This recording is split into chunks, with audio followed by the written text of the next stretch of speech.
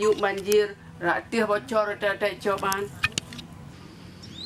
Syederalun, di tengah keterbatasan, berbagai aktivitas terus dilakukan oleh pengungsi korban tanah amblas di Gampung Lamkling, Kecamatan Kuta Cotgli, Aceh Besar.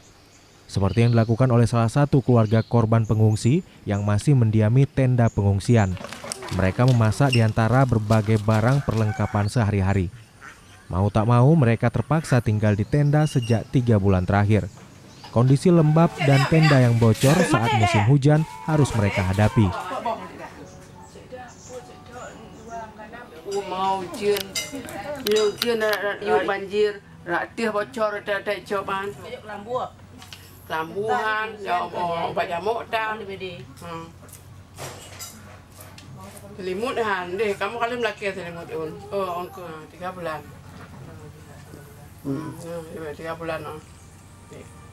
3 bulan tinggal dalam tenda, seperti apa kondisinya, Kak? Kondisinya, mana ada yang dalam tenda. Hujan di atas bocor, di bawah lembab tidurnya, nggak ada selimut, nyamuk, mana ada nyaman tidur di tenda. Kok siang kayak gini, nggak sanggup di dalam. Apapun nggak sanggup kok siang-siang kayak gini. Jam segini nggak sanggup masak di dalam tenda. Rumah nggak berani kita tempatin lagi. Apalagi kok hujan, takut kita. Ya nggak kita tempatin aja takut rumah. Apalagi kita ada di dalam. Hujan deras lagi turun tanahnya.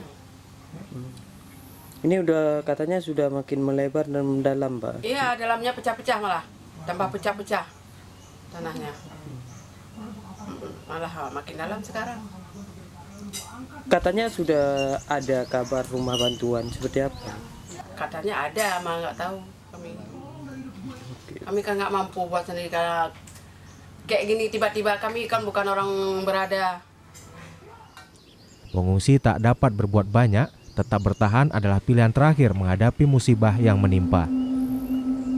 Bumi mau banyak bumi. Apalagi puasa. Ya udah nggak ada yang suka.